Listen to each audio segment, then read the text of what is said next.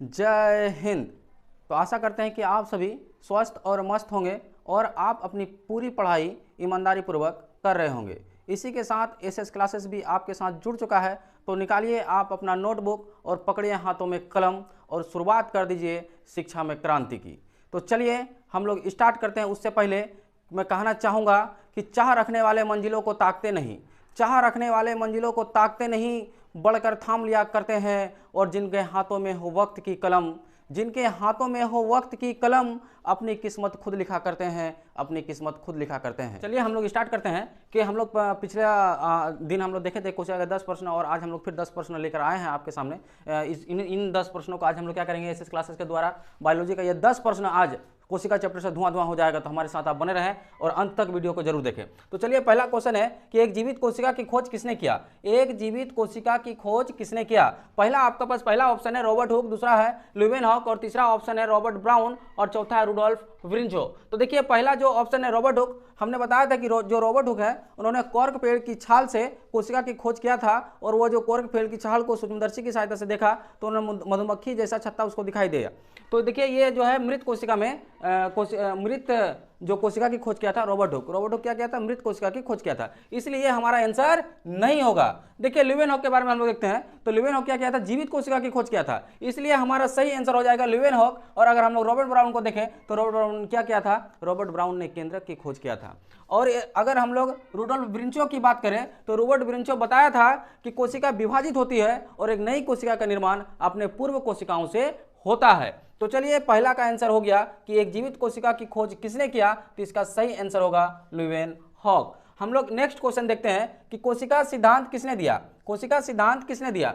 कोशिका सिद्धांत जो है स्लाइडन और स्वान ने दिया था। किसने दिया था, स्लाइडन और स्वान ने। हमने बताया था कि रॉबर्ट हुक ने कोशिका की खोज किया था, ल्यूवेनहॉक ने जीवित कोशिका की खोज किया था। और लोगों के मन में एक धारणा आया कि हम इन कोशिका को करेंगे तो करेंगे क्या। तो स्लाइडन और स्वान आया, उन्होंने बताया और उन्होंने कोशिका सिद्धांत दे दिया, जिस प्रकार उन्होंने बताया कि ईंट से दीवार, दीवार से चार दीवारी कमरा और इसके बाद घर का निर्माण होता है, मकान का निर्माण होता है। उसी तरह से कोशिका से अंग, कोशिका से उत्तक, उत्तक से अंग, अंग से अंग तंत्र और इसके बाद हमारा शरीर का निर्माण होता है। ये बात स्लाइडन और स्वान कोशिका सिद्धांत में बताया था।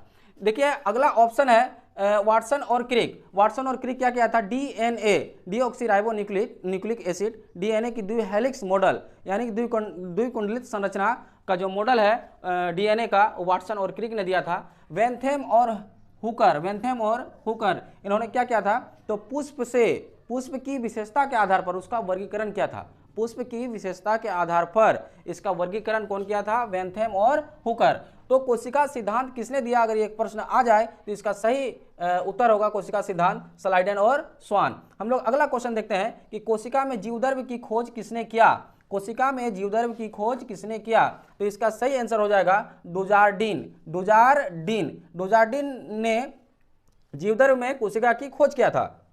लेकिन अगर पुरकिंजे आ जाए, पुरकिंजे क्या किया था, डुजार्डिन खोज किया था, लेकिन पुरकिंजे क्या किया था, नाम दिया था, नामांकन किया था। जीवद्रव्य का नामांकन किसने किया था, पुरकिंजे। जीवद्रव्य की खोज किसने किया, डुजार्डिन। और ये जो स्वान है, स्लाइडन और स्वान, इन्होंने कोशिका सिद्धांत दिया था। और बेंडा क्या किया था, माइटोकॉन्ड्रिया का नामांकन किया था। बेंडा क्या किया था, माइटोकॉन्ड्रिया का नामांकन किया था। तो चलिए हम लोग नेक्स्ट क्वेश्चन देखते हैं कि किसने कहा कि कोशिका विभाजित होती है।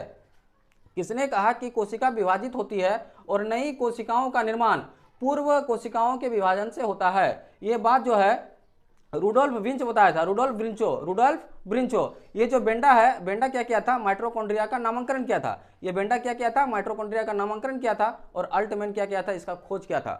अल्टमैन जो है माइटोकॉन्ड्रिया की खोज किया था, बेंडा जो है माइटोकॉन्ड्रिया का नामकरण किया था और रुडोल्फ विंचो बताया था कि जो कोशिका होता है, कोशिका विभाजित होता है और उसका निर्माण पूर्व के कोशिकाओं से होता है। देखिए अगला क्वेश्चन है ओमनिस सेलुला ई सेलुला।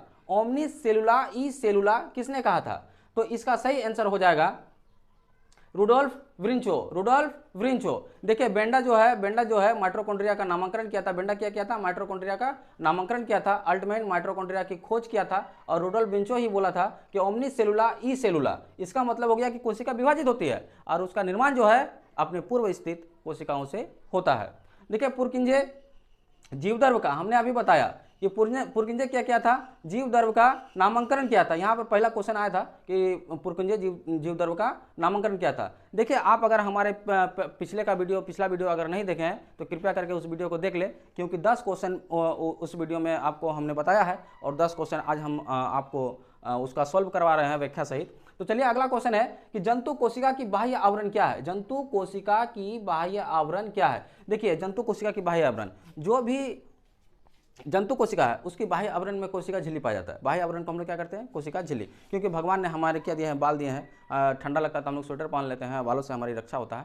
तो जंतु जो कोशिका है उसकी बाहरी जो झिल्ली है उसका नाम है कोशिका झिल्ली। तो इसका सही आंसर हो जाएगा कोशिका झिल्ली। लेकिन अगर इसको हमको समझना है तो कोशिका झिल्ली जो पेड़ पौधा होता है उसको बाहरी आवरण से उसकी रक्षा के लिए उसमें बाहर में एक कड़ा सा परत होता है जिसको हम लोग कोशिका भित्ति बोलते हैं। तो ये केवल पादपों में ही पाया जाता है। कोशिका द्रव जो है कोशिका के अंदर पाया जाता है। केंद्रक झिल्ली, केंद्रक के अंदर एक झिल्ली जैसी संरचना होती है जिसको हम लोग केंद्रक झिल्ली बोलते हैं। लेकिन जंतु कोशिका की बाह्य आवरण क्या है, तो कोशिका झिल्ली। चलिए अगला क्वेश्चन देखते हैं हम लोग, पादप कोशिका की बाह्य आवरण क्या है। पादप कोशिका, जैसे अभी हमने बताया कि जंतु कोशिका की बाहरी आवरण है कोशिका झिल्ली, लेकिन पादप कोशिका की बाहरी आवरण क्या है, तो पादप कोशिका की बाहरी आवरण जो है कोशिका भित्ति, जिसको हम लोग सेल वॉल भी बोलते हैं। ये आंसर हो गया। देखिए अगला क्वेश्चन है कि पादप कोशिका में होती है लेकिन जंतु कोशिका में नहीं। पादप कोशिका में होती है लेकिन जंतु कोशिका में नहीं। तो इसका सही आंसर हो जाएगा कि पादप कोशिका में क्या होता है, कोशिका भित्ति, लेकिन जंतु कोशिका में कोशिका भित्ति नहीं होता है। पादप कोशिका में कोशिका भित्ति होता है लेकिन जंतु कोशिका में कोशिका भित्ति नहीं होता है। कोशिका झिल्ली दोनों में पाया जाएगा, कोशिका द्रव दोनों में पाया जाएगा, नाभिक दोनों में पाया जाएगा, लेकिन कोशिका भित्ति जो है केवल पादप में ही पाया जाएगा। अगला प्रश्न है कि जंतु कोशिका में अनुपस्थित होता है। जंतु कोशिका में अनुपस्थित होता है, तो इसका देखिए ऑप्शन देखते हैं हम लोग। माइटोकॉन्ड्रिया, दोनों को एनर्जी की जरूरत पड़ती है। लाइसोसोम, दोनों में इसकी मतलब पाचक एंजाइम जो होता है, इलेक्ट्रोलाइटिक एंजाइम, दोनों को जरूरत पड़ता है। गोल्जिकाय, अगर भोजन बना है तो पौधों में भी सभी अंगों तक पहुंचाने के लिए गोल्जिकाय परिवहन का काम करता है, जो पहुंचाने के लिए उसको जरूरत पड़ता है। या फिर जंतु हो उसमें भी गोल्जिकाय का जरूरत पड़ता है उसके परिवहन के लिए।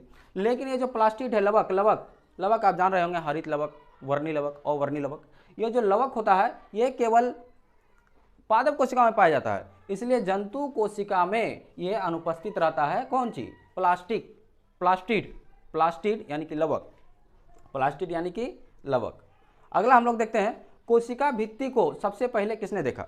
कोशिका भित्ति को सबसे पहले किसने देखा, तो इसका सही आंसर हो जाएगा रॉबर्ट हुक। देखिए इसका सही आंसर हो गया रॉबर्ट हुक। लेकिन अगर हम लोग इसका व्याख्या की बात करें तो रॉबर्ट ब्राउन केंद्रक की खोज किया था और रॉबर्ट खोज क्या था, ट्यूबरक्लोसिस, उसमें फैलने वाले जो जीवाणु है उसके बारे में बताया था, ट्यूबरक्लोसिस में फैलने वाले जीवाणु के बारे में। लेकिन इसका सही आंसर हो जाएगा कोशिका भित्ति को सबसे पहले किसने देखा, तो इसका आंसर हो जाएगा रॉबर्ट हुक। तो चलिए आज हम लोग वीडियो को यहीं तक रखते हैं, फिर इसका नेक्स्ट पार्ट में हम लोग क्या करेंगे, इसके आगे जो है आगे का जो प्रश्न है, ऑब्जेक्टिव प्रश्न जो बनेंगे उनको हम डिस्कस करेंगे व्याख्या सहित। तब तक के लिए सभी को फिर से एक बार जय हिंद।